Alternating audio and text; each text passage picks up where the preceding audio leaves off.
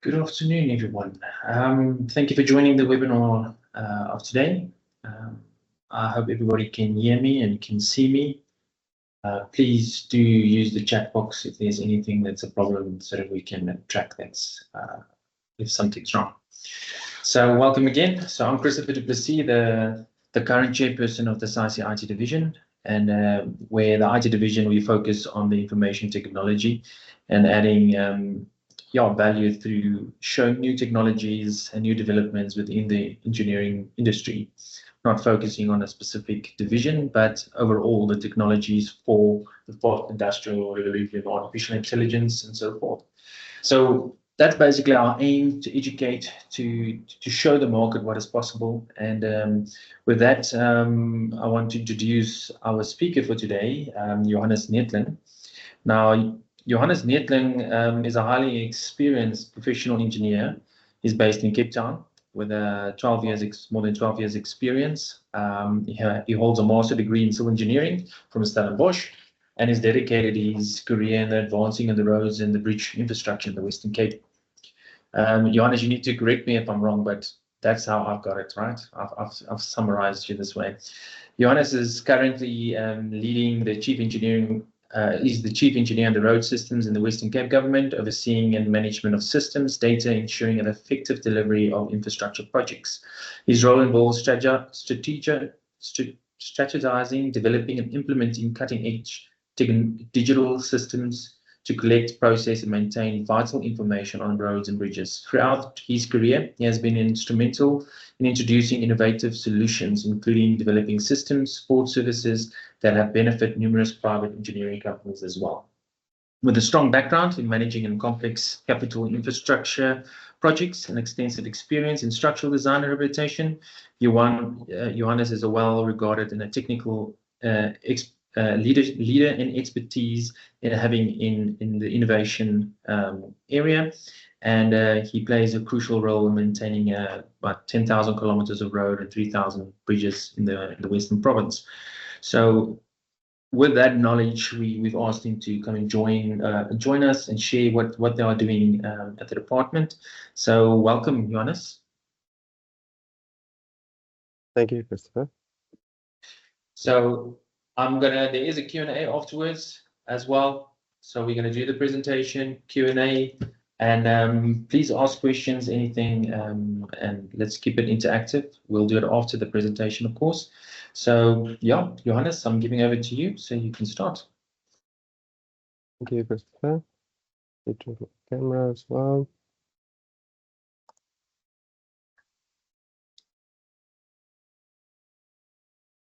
So I'll be doing a bit of an overview of the innovative digital solutions we've been busy with for the last couple of years.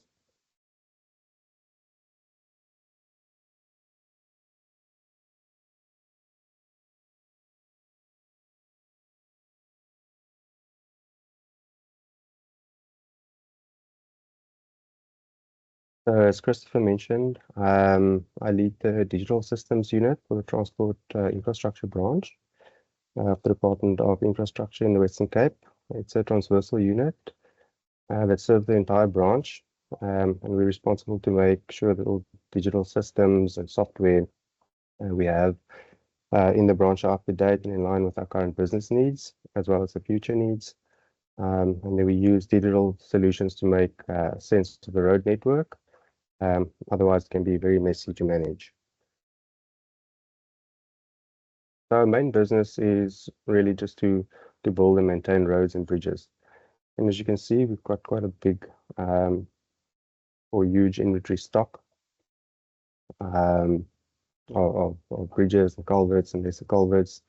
And this, what we do at Systems, includes everything from collecting condition data to assist asset management, as well as in-house and outsourced designs of constructions. So in Systems, we do everything to support this mandate. So this is a brief and simplified overview of some of the data that we collect on a network level for the branch. We also use a collection of in-house developed software and off-the-shelf solutions to collect and process this data. Today I'll be just focusing more on our mechanical surveillance system, as well as innovations and enhancements of our existing systems to collect data. We call this the KM suite, and we're focusing on these areas of data that we collect. So we don't do this in isolation. We do some of the work initiatives in-house, but we also use technology partners. In this case, with the KM suite, we use Gendac to assist us with our drive. So the KM suite consists of 3 solutions, namely KM Survey, KM Locator, and KM Viewer. So the KM Survey and KM Locator are systems used for validation of data. So all the data that's collected on network level is pushed through these 2 systems. And then once it's processed and validated, you can view it on KM Viewer. Survey is a web-based application built for your desktop. And it processes our mechanical surveillance data, images, and I'll talk about a bit of machine learning we're also trying to embed in that system. KM Locator is a mobile application. We can get all our RNIS roads. So that's the road name specific to our business.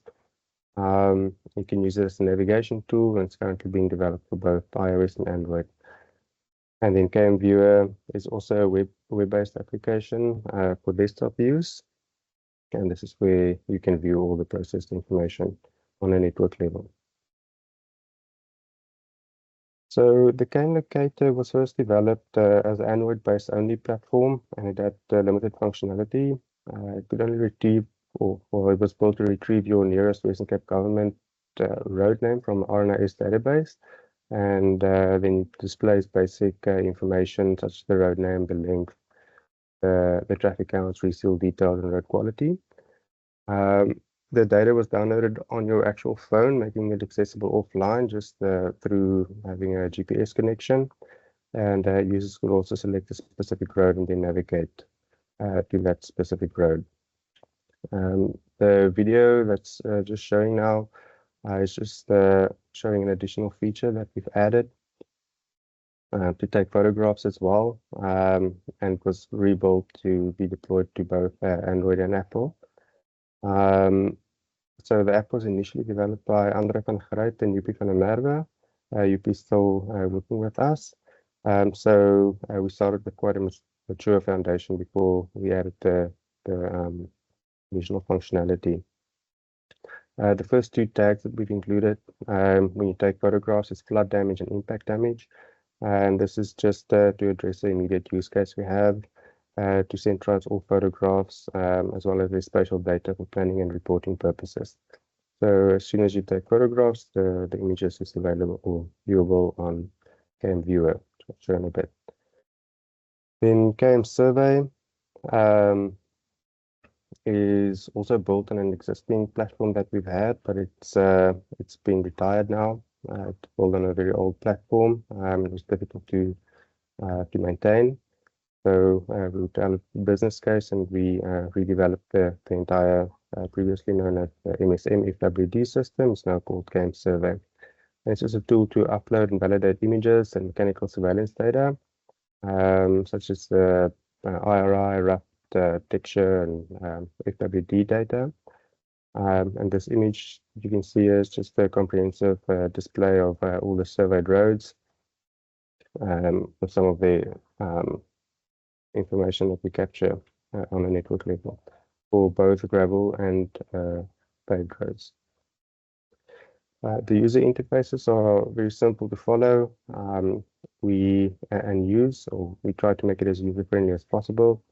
We replicate similar functions that you typically find on Microsoft or Apple software products, drag and drop features, and all of this, really just to get the user to want to use the system. Yeah, so we spend quite a bit of time on the user interface and also the user experience.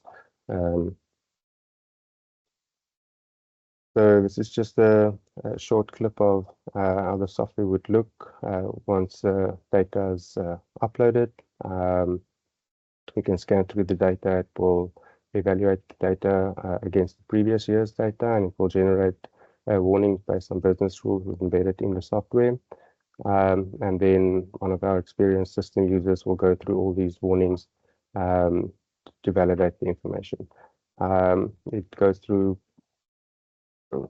quite a few stakeholders, starting with the contractor. So the idea is to put the onus on him to supply us with correct data. If the data can't be validated through the system, it's rejected and needs to be uploaded. And it avoids an iterative and long process of actually getting the data, useful data to our engineers for further use. And then the KM viewer is displaying all this information. As I mentioned, it's a web-based application consisting of both a public and an internal interface. The public interface has quite a modern UI/UX design, showing the latest front and back-end images of a managed road network, and these are collected at 10-meter intervals. The viewer then also shows the road number, start kilometer, end kilometer, as well as further information, the capturing date and the coordinates. The viewer also has an integrated map. It can be used for spatial navigation. And then the internal component or part of the viewer is everything that the public viewer has, but it authenticates you, so only authorized users can log in. And from there, you'll have access to the historic images dating back as far as 2008, as well as mechanical surveillance data, the riding quality, ruts, texture, and falling weight differential data. We've also added a feature where you can view road side by side for analysis purposes. And in future, we're also integrating another component that we'll be able to view on our drone imagery that I'll talk about in a little bit later. And a new feature that we've also built in is to accommodate the photographs taken on KM Locator, the app. As I mentioned, we built in 2 tagging functions, so you can view on a network level what's going on. So it's quite simple to use. You capture a photograph with your phone using KM Locator. Then you tag the photograph, whether it's flood or impact damage. As soon as you're in a Wi-Fi zone, you can then automatically upload your photographs to our cloud server. And then using your desktop, you can log in and you can immediately view the photographs. We will also have a complete history of all tagged photos.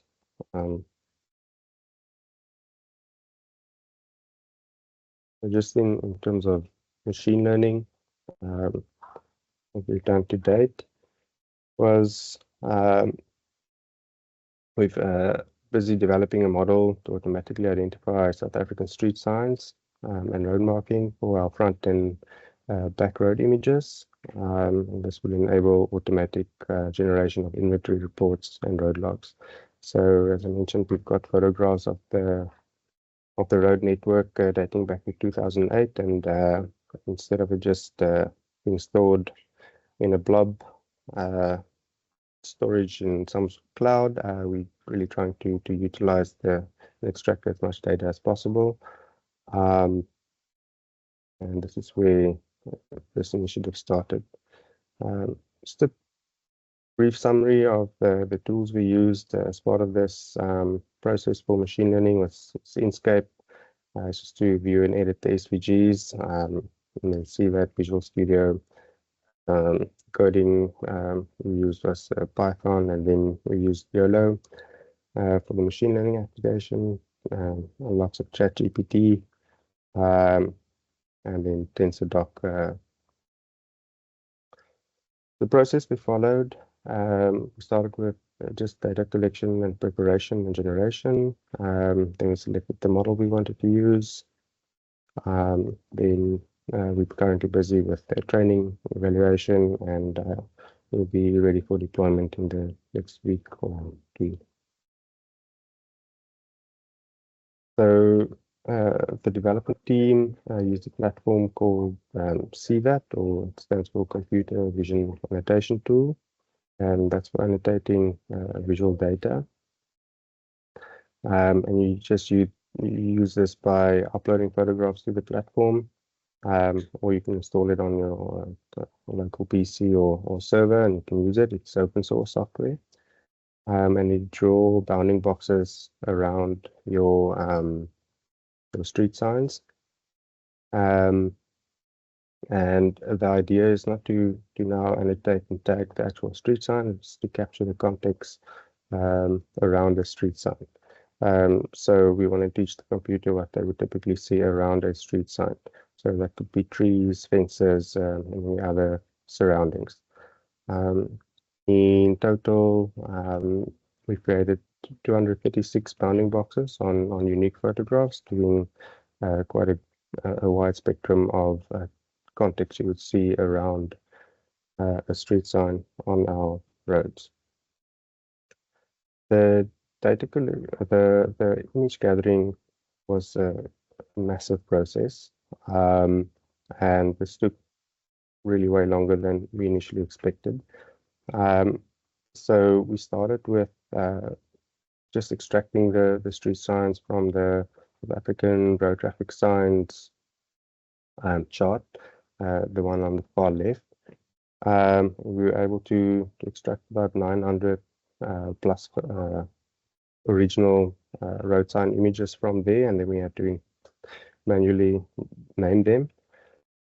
But only later to find out this list was incomplete. So lots of research found a Wikimedia repository of a lot of the South African road signs. And to streamline the process, the development team also developed a script just to crawl and scrape this website. And then downloaded all the signs in SVG format. And this effort resulted in about 1,200 unique road signs. And then we also went through the detailed volumes of the South African Road Traffic Sign Manual. Only to reveal there were still signs we haven't made part of our database. So the team also reached out to the National Department of Transport to obtain the original CAD drawings. The ones they did provide was very outdated, non-organized CAD design vector file formats. So still required quite a bit of work to clean everything up and finalize our complete road sign traffic data set. So in total, we've ended up with 1,250 unique labeled road signs in high definition SVG format, all labeled correctly and cross-checked against the SAICE manuals.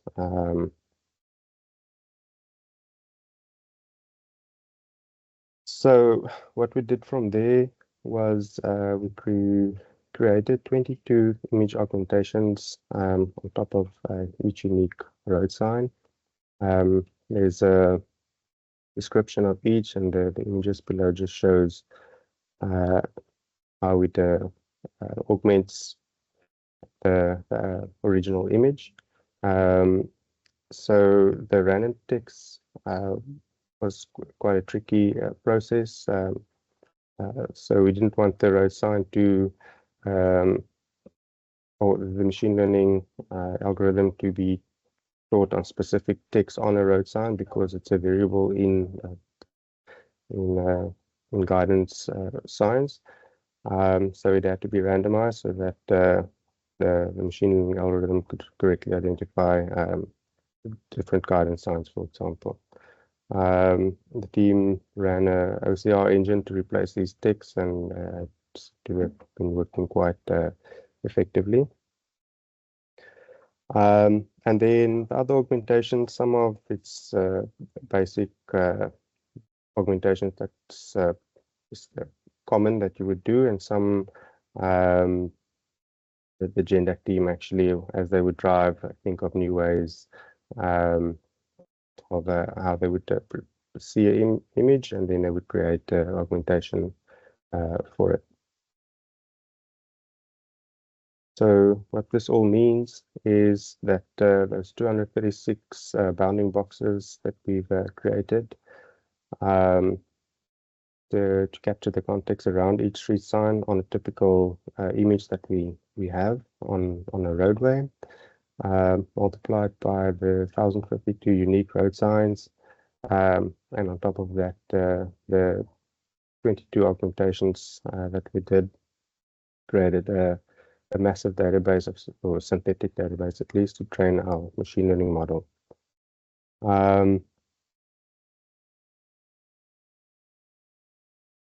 So in terms of the model selection, the video just shows how it would work.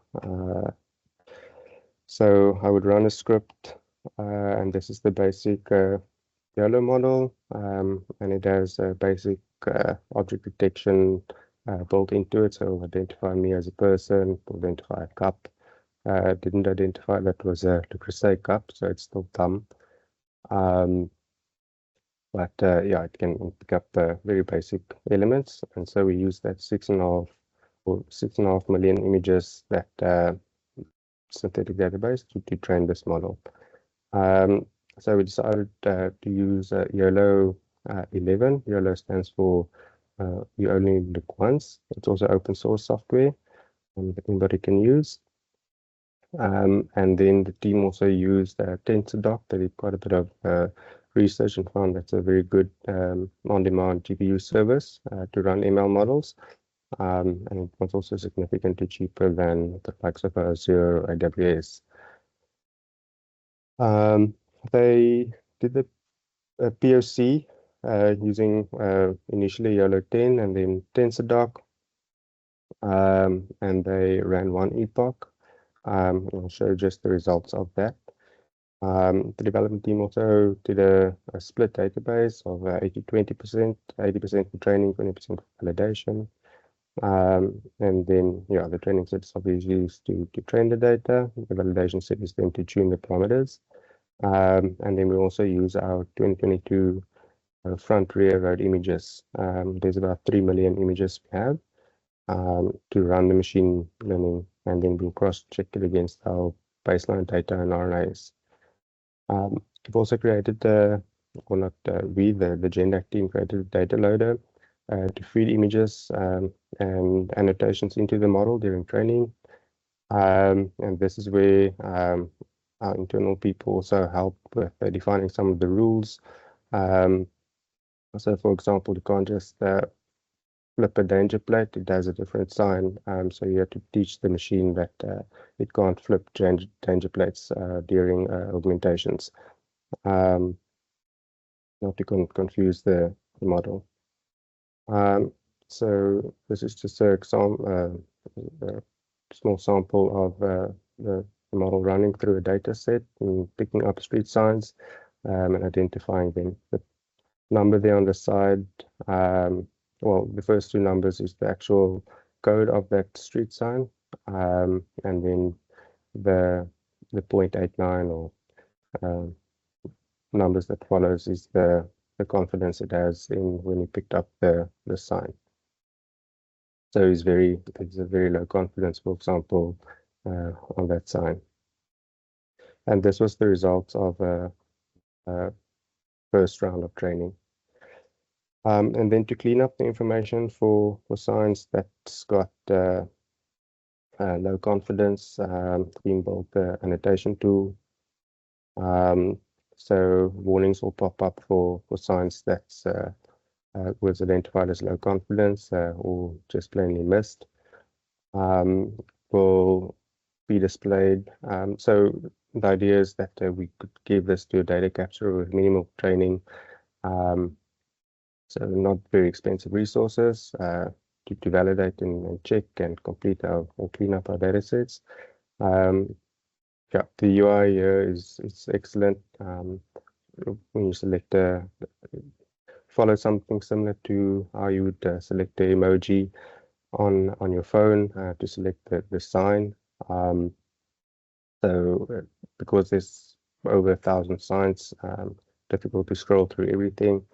So all of the signs is also searchable by color, by shape, really to enhance the user experience and get the data accurate and as quickly as possible. So the team did use several evaluation metrics just to test the model. This will be a deep dive on a later stage when we do the third and fourth epoch, and then deployment. So once we're happy with the model, we will integrate it with our game survey, which is shown here. So the user interface and everything is done.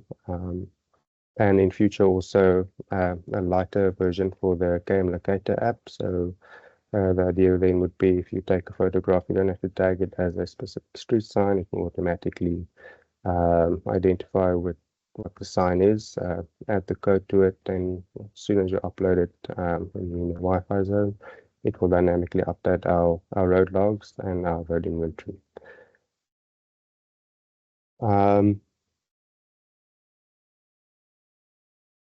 Okay. So also busy with creating digital twins. So when we onboard new technologies, we really do also our due diligence when it comes to software selection, and the same went through when we decided to delve into digital twin development. So we always try to stay current, like any other agency would, but we try not to follow the typical trends and flavors of the week. So whatever solution we onboard, it must add value to the business first, and then the solution must be sustainable.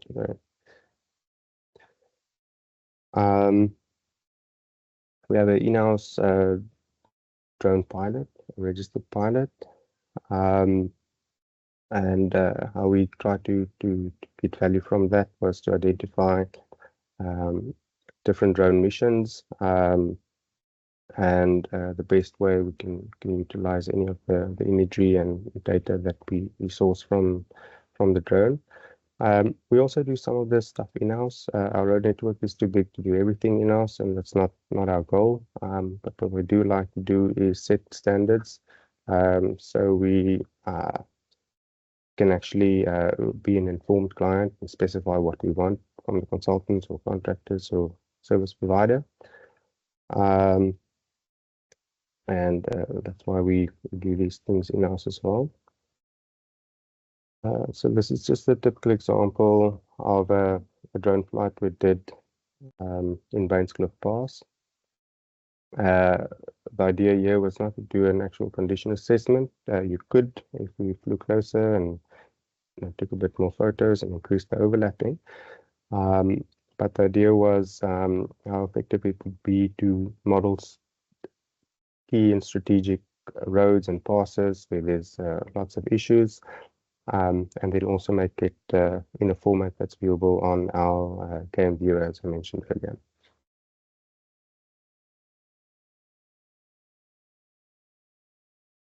So these were just a couple of other investigations we did.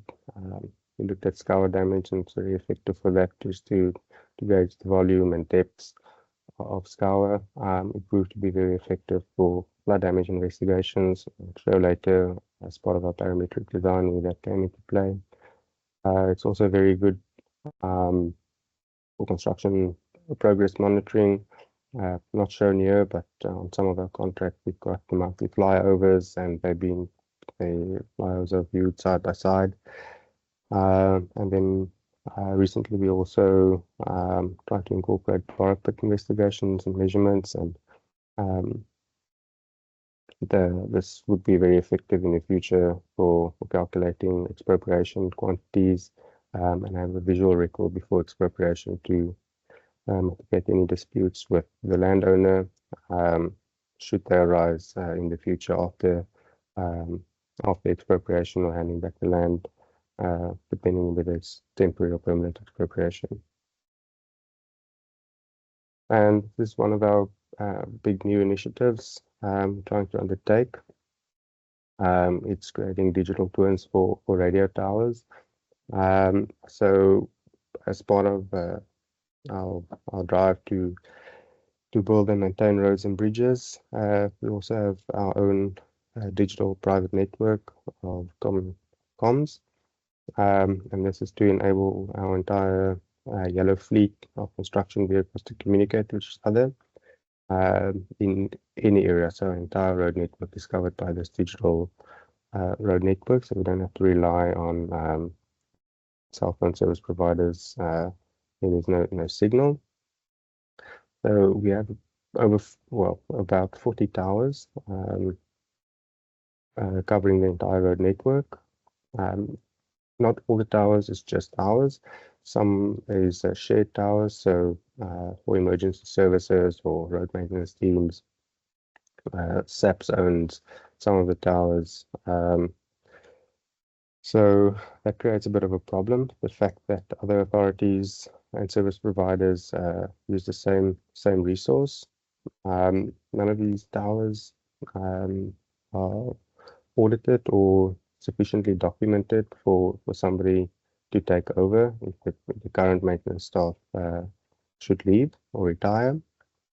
And so our initiative is to future-proof these sites so that they would remain operational, considering the value that they add to our entire network and our business. And we've noted the following concerns. The current staff maintaining these towers are at retirement age. There's no specific succession planning that's done to date. As I mentioned, no audits are done on these radio sites, and we don't have full inventories of the sites and equipment on paper or in the system or on the system. There's no as-built information available other than the knowledge from the current operational staff. We also don't have load capacity information on some of these towers or any record of maintenance requirements. And some of the sites are very hard to get or reach, and they can only be reached, in example, this one by helicopter. And then typical things like who's got the keys for the doors, where they're stored, seems silly that one wouldn't know, but in an organization of thousands of people, it proves to be quite difficult.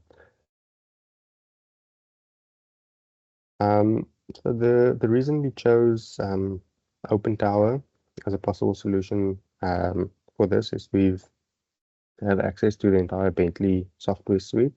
It was also recently whitelisted as part of our standard software for the branch. It's already secure in Azure and on the Bentley cloud. So these two, our environment and theirs, speaks very well together because we're also in Azure. Open Tower also integrates very well with all the other the Bentley software. And then Open Tower is also already a mature platform, and it's immediately accessible to us and for our drone pilot to fly and create 3D models of the tower, as well as our structural engineers to do a structural analysis check following these flights, as well as our maintenance teams to track and ensure that the tower remains operational. Open Tower also supports integration of IoT devices that will allow us in the future to monitor real time and track data of the environment, especially on sites where vandalism happens frequently. We plan to install cameras and view them from the iTwin.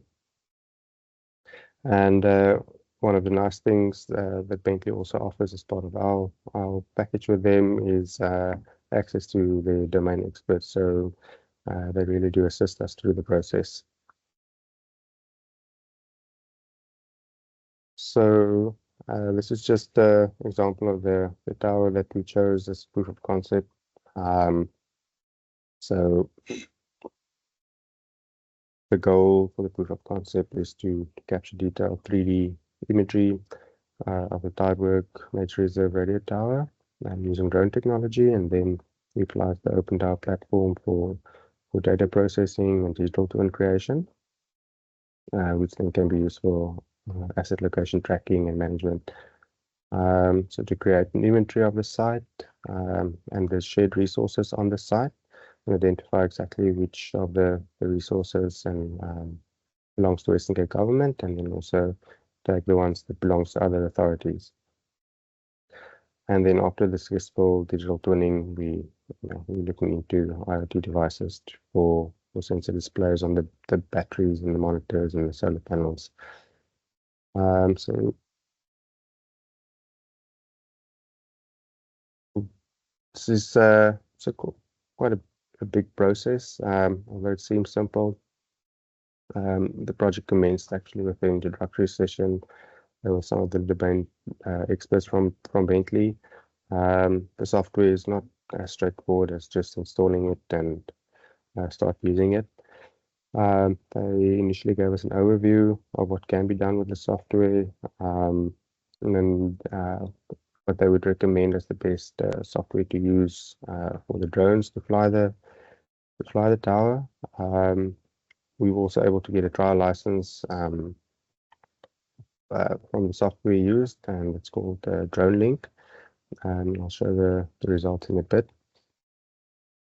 And one of the biggest challenges was actually to get permission due to the location of the site, situated in a nature reserve, and then that's by default considered a protected environmental area, and then it's governed by the environmental regulations, stating that we actually can't fly a drone there without prior permission.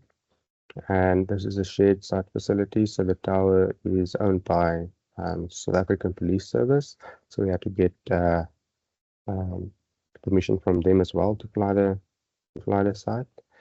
The SAPS delegates actually had fully understood the value of the project, and they provided written permission, and they also expressed the interest in the results of this project, because they are also on a path to get all their towers and infrastructure certified through a structural engineer and structural assessment. And then we also required permission from CAMU. CAMU stands for Central Airspace Management Unit, and that's the division of the air traffic navigation services overseen by the National Department of Transport. So initially, CAMU actually declined our request to operate, and that was mainly due to the proximity of Cape Town International Airport. And after resubmitting additional motivations, they allowed us to fly the site. We also required additional permission from City of Cape Town, and that also took quite some time to obtain, but eventually we did receive it. And then when we actually went to the site to fly, the weather played such a significant role. We actually had to go there a couple of times, wait for ground control to allow us to fly. Then the wind conditions was bad. We ended up going 4 times to the site before we could actually fly it. But at the end of the day, the actual flight and results after modeling was really good, as you see on the photograph and the level of detail. Yeah, ended up quite successful. We now in the next phase where we pulling in the software into desk rates to clean up the environment.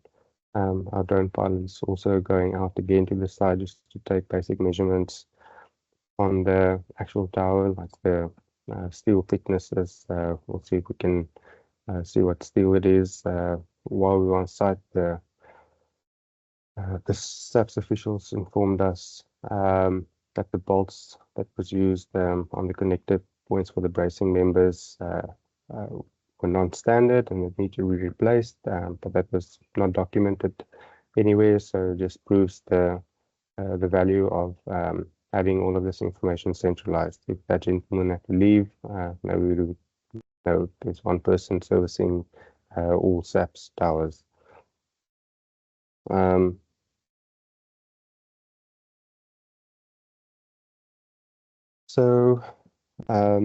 Further, we also have an in-house design unit, and I'll just display a couple of the things our structures team is busy with.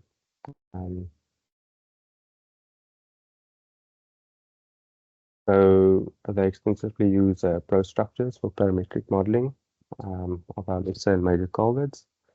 As I mentioned, this was a citrus-style flood damage site. It proved very helpful for them to do the capacity modeling, showing the existing infrastructure, how it was not functioning for said floods. And prior to this, they started doing these parametric models, modeling the components based on our Western Cape government standards and business rules. We use SAICE, which is also open source, for the capacity modeling. And once the sizing is correct, the team can start using the parametric models to actually design the culverts. So this model is then also linked to the reinforcement, which is also builders components and based on our standards. So the advantage of this is not only drawing production, but it reduces the engineer's need to do bar-by-bar checks on the drawings and reviewing the bending schedules of each culvert that needs to be produced.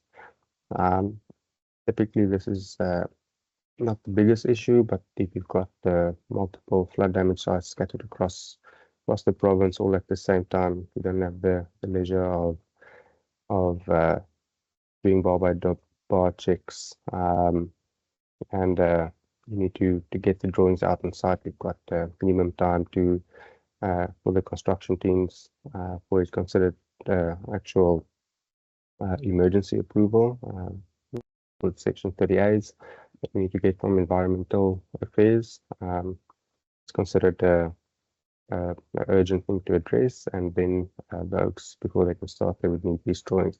So this really reduces work that would typically take days or weeks to hours, simply because the details in producing these drawings and the actual engineering behind it is already encapsulated and embedded into the platform. And then in terms of drawing production, after the design is finished, you define your sections in advance, and you set up your drawings accordingly. And for us to create now following parametric modeling, general arrangement is extremely quick. And we can get this emailed and on site within hours from when it was requested. So that's in a nutshell what we're currently busy with. Looked on the attendance register. I saw some of our other consultants also there. I didn't include the work they're doing, but I saw Greg and Janae, they're actually also busy with machine learning for us for a complete different other system called our IPAS. It's our Integrated Provincial Accident System. It captures accident data throughout the province through internal capturers from pieces of paper. Yeah, we're trying to automate the entire process through scanning and extracting as much information from the handwritten documents and embedding it into an existing system. So also not just streamlining the process, but also uplifting people that used to be capturers can now be verifiers. So also adding value in that sense. So yeah, that's more or less from me. Yeah, open to any questions. To be honest, I've got 2 pages of questions, but I'll first ask the audience, what do they have in terms of this? So let's see, there's a question from Carlos. How big is the risk to the systems in general? How big a risk to the systems in general is the difficulty in having succession planning for the staff? I'm not 100% sure, Carlos. Do you understand that one, Johannes? Yeah, I can try at least from understanding of it. I don't think the risk is so much for us for succession plan. Well, what we try to do with succession planning, it's always been quite difficult for us. Our employee horizon actually reduced from people being in service for 40 years to people being in service for a couple of months and then leaving. So trying to reduce that type of risk of institutional knowledge just leaving by embedding it in the actual systems, not creating black boxes or rules hidden away as part of a database, just bringing everything to light. So we're also trying to reduce user manuals. So all our systems come with a step-by-step guide to use it and explain what you're actually doing. So yeah, so that's one attempt of us trying to do succession planning. I think that's a very good way of capturing it in a system or in a document, which makes it easier for somebody to follow. That will definitely help with the succession planning or the skills transfer, if I can say it like that. So,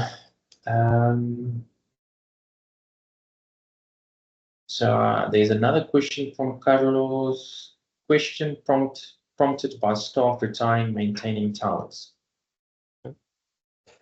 Okay, so that was a question. But I think, yeah, maybe just further on that, some people found quite hesitant to share information, but they prove to be, they're quite helpful when we actually show them what we do and when we visualize what we do. So some of the staff was very hesitant about the digital twin approach. When we actually showed them how we embed their knowledge, how they would leave a legacy behind, not trying to take over anybody's work, just enhancing what they do so that we can continue what they've left behind. Also a bit. I see there's now a question. Brenda says, any system which can sort out main road traffic signals synchronization through Somerset West. Are you familiar about that question? I'm not familiar. I share in the struggles. I believe RSDHV has done quite a lot of traffic signal synchronization and developed software. We have very little traffic lights on our road network, but you're welcome to contact our traffic chief engineer, Sarah, if you want more information on that. I don't deal very much with traffic lights. I know where they are, and nothing to do with the synchronization, unfortunately. There's ways of doing it, many ways, from loop detection to, there's a lot of technology there. We can get maybe somebody to do a presentation on that on a later one. So I want to ask a few questions from my side as well, while others are thinking about questions. But I'm going to use a framework, the PPT, People Process Technology Framework, just to give you a little bit of structure on my questions. Addressing the people aspect is, how does your team, and I think you've covered quite wide from systems, how does your team composition from engineers, data science, and how does their skill compare to, I know you weren't probably in the market 20 years ago, but 15 years ago, how do you compare your team that you put around you to do this? And how does it compare? What is your team composition? I can say it in short. My current team composition is quite small at Province. Got one engineer position that assists me. I think I saw her name also on the list. She's not with us now, anymore, but we've re-advertised, so hopefully I'll have a civil engineer assisting me in these initiatives again soon. And then we've got a series of data capturers and verifiers in-house for, as I mentioned, the IPAS system to capture accidents that happened across the province. And then I've got a operations team that does the data collection. And they consist of a control technologist and technicians assisting in. And then we also have a GIS team, but also currently also only one person. As I mentioned, our employee or staff horizon has really changed over the last couple of years, with industry picking up, people actually leaving, going back to industry. It's not always great for us, but it is still good for the industry. Following that, it became a massive drive to simplify our legacy systems and redeveloping them in current technology, and then harnessing what big players do, like what Apple does, what Microsoft does. We don't try to reinvent the wheel at all. We see what people use, try to develop stuff that people want to use. Coming back to the employee composition, in-house, we're quite a small team, and we know that, and we're also civil engineers. We're not specialists in development or databases, and we don't sell ourselves as that. So we partner with technology houses like Gendac or Aspires, some of them that work with us, and we combine that with domain experts from consulting houses. It's really a joint venture. Yeah, it makes sense. And the reason why I'm asking that, Jonas, is because from a data management, you've got data capturing, your data needs to be structured. So your data modeling and your data engineering is a skill set which is actually an expertise on its own. There's a data engineering aspect. And then if it comes to your process, which is your data science aspects with your models and your pipeline, that becomes a little bit different again. And then your front-end development, your back-end development, but now you outsource certain parts of that, and you basically manage the workflow and the process aspect. So you manage the process and you outsource what you require, you get what you need, and you plug it into your process. That's basically your approach. You don't build in-house capacity, you outsource what you require. All right in saying that? Yeah, that's 100%. It's also not so easy for us just to onboard new people. It's we as government authorities, it's not as simple as just putting out a job advert and getting somebody when we require something new. And the same goes for outsourcing. So from our side, whoever we get needs to understand our business, understand where we're going to, and then package solutions with domain experts from consultancies and development houses, so we can just drive this whole process. But that's excellent work in terms of getting it done. But what I've seen is you playing around with all your models and all those things with TensorFlow and all those things. So you need to upskill yourself as well. And that's the next point I would like to. The skill set required of the engineer today is a little bit different, in my opinion, because the skill sets that you have to put this together, because in my mind, you have to capture that process. So it's the people, process, technology, the process, the workflow, and then you break it down into packages to get developed. But you need to have a good understanding of the technology part and what is possible. So you do quite a bit of change and skills that you require as an engineer. And I think that is required of the engineer today. And I don't think it is, how can I say it, that mature as what it should be at the universities. What is your opinion? What do you think? Do you think the engineers are trained the way they should be trained? I can't speak for all the domains. I don't think our structures team can care less about us collecting condition data on a crack on a road. But in the same breath, you're right. I didn't learn any of this stuff in university. That being said, was 13 years ago. So yeah, things has changed. To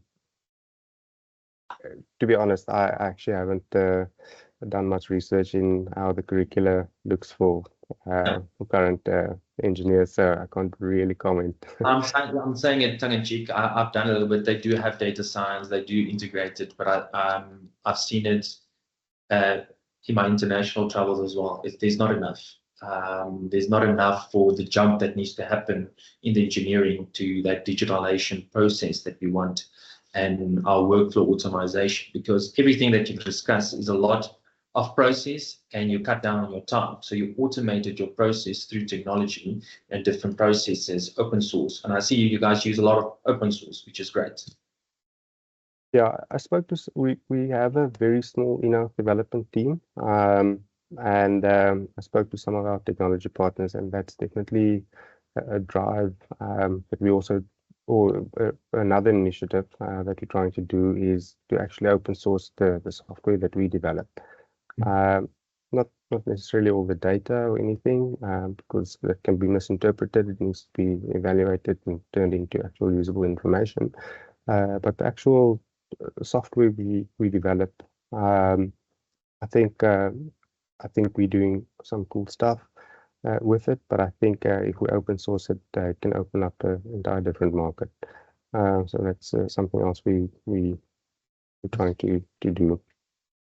Yeah, no, definitely. I agree with you. There's the sense of open data or open software, it pushes the market or pulls the market forward in a way, then closing and keeping it for yourself, which is good. And I think we need what you guys are doing. I think you, in my opinion, what I've seen from the province is you way in front in capturing your data and structuring your data and automating your processes. And also what I want to touch base on is your information requirement as a client. And I want to touch a little bit on the information management process, which you touched on. Because you in front, you know what information from the designs, from your data collection. So you actually specifies your information requirements to your consultants, which is excellent because then you've got structured data which you can use in your models.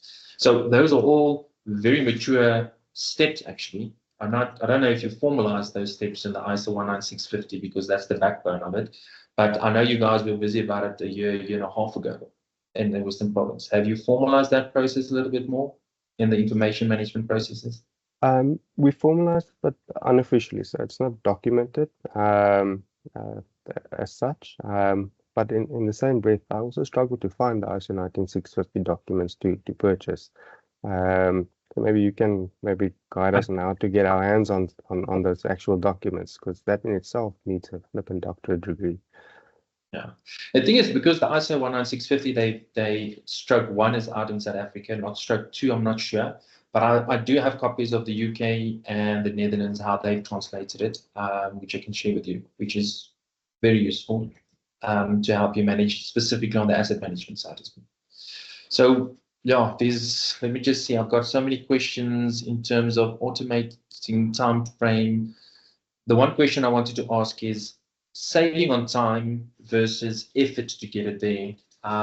Usually the industry is not keen on jumping on this because there's a lot of effort and cost involved. But from your point of view, tackling this process, spending quite a bit of time and effort and money towards it, does it really benefit the department in all the areas that you mentioned? Yeah, I think so. From a people's perspective, just to actually retain staff and make it more easy for them to access information. Basic thing as just mentioning. So for software, we don't go and develop everything bespoke. There's something that we can procure done by a third-party software developer like a Bentley or Autodesk. We'll use it.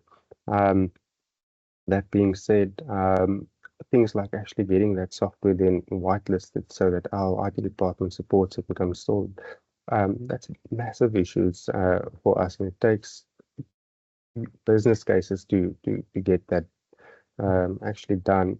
But once you do, and people can actually access the information through a cloud platform while at home, not worrying about forgetting their VPN pin, that yeah, we don't have a metric to measure it, but it really helps our teams. And I know this seems silly for consulting firms or construction firms that doesn't deal with this, but for a government body, yeah, it's a lot of effort, but it brings a lot of value to our users.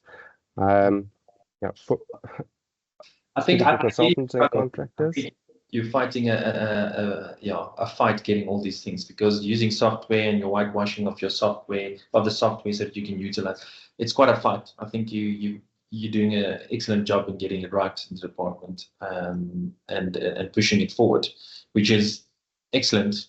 And yeah, I can just applaud the things that you guys are doing. I think it's excellent.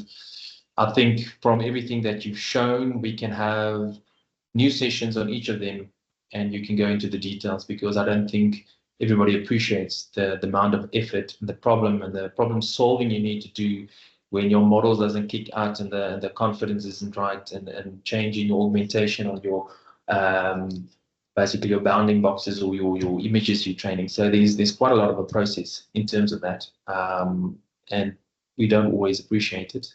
And I think it's you guys are doing very, very well.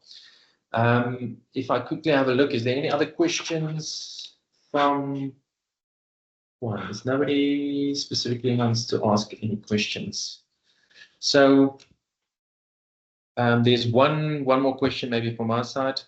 In your process, when you work with your teams, you put a package out, do you use, everybody knows about the agile way of working, do you guys use certain software or certain ways to package your tasks? How do you guys tackle your developments? Is it an agile type of way, like work cards? Do you work software? I think you know what I'm referring to. Yeah, so from internal to get to that point, we have task orders, and we've got a couple of consulting firms, and depending on their capacity and ability, they'll get issued task orders, and from there they will, depending on the task, appoint a development house.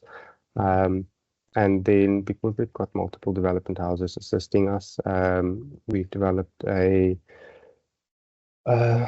guideline, not really a policy, but a guideline with certain things that we expect from the development house, in terms of where the final product would live, and they will need to accommodate those type of needs. So we're moving away, for example, from Oracle to SQL. The development house needs to be basically a Microsoft house. We're not very specific on frameworks that they should use, but we will get more specific following this last 3 years of being actively involved in dailies and Scrum meetings. We've seen things that works and doesn't work. We do find that development houses that follows a agile framework, not necessarily to the T, but bespoke to their client or to their business and how they execute things, seems to be working extremely well. And then we've also narrowed down in terms of when we do major enhancements on existing systems, the process that we would like to follow to get input from our users. We have quite a good understanding of our internal users and how to extract and get feedback from them. Sending them a user requirement spec, you're going to get nothing. And it's pointless, since everybody's wasting of time.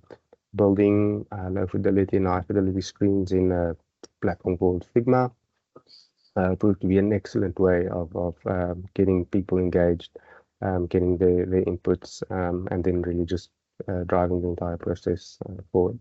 So yeah, as I said, initially we weren't very prescriptive, and trusted the goodwill of the industry to guide us through this process.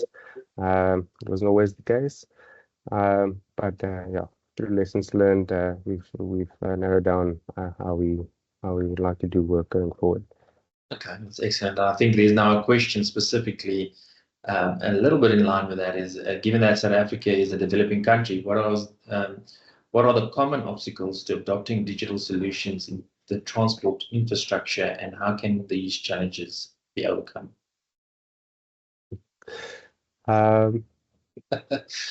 Yeah, that's a. I'm going to struggle to summarize the last 3 years of my my work life to come up with those common obstacles. But yeah, as I said, it helps to be an informed client, to at least know what you want and know what your management team wants. That's one of the biggest obstacles is people want something, they don't know what it is, but they like want it right now. It's a common thing at government. Actually, just ring-fencing what you want, being clear about it, having the ability to make decisions. That's a massive obstacle. People are very, very scared of the Auditor General or their boss, or people are afraid to make decisions, or they don't know who can make decisions. I'm speaking only for government bodies now. That's generally the start of all problems. And then not understanding the expense actually when you do development and digital and bespoke systems. People think because they see hundreds of thousands of apps on your app store, on Google App Store, whatever, I think it's easy and cheap. It's really not. You need to understand the costing surrounding development before you're onboarded. So can I ask you a difficult question? I can't tell you what it costs. Yes. I know, that's what I wanted to ask you, because I want the people to understand the amount of efforts, and I can tell you from my personal experience, basic things that you have done, and okay, that's not Netherlands based, but you spend 500,000 very quickly, and that's euros. That's 5 million, say, for instance. When you start developing, you get a team on board, it becomes very quickly that you spend 1 million, 2 million, 3 million. It goes quite quick, but it depends on what you do, of course, and not everything is that expensive. But I wanted to pull a little bit of a cost out of you, but yeah, you're not at liberty to say, so it's fine. I understand. So yeah, okay. So I don't think there's any questions left. Johannes, I think thank you very much. I enjoyed it a lot, and I would love to have a chat with you afterwards somewhere as well to chat about these things. I really enjoy it. So thank you very much. Okay, no problem. Thanks, everyone.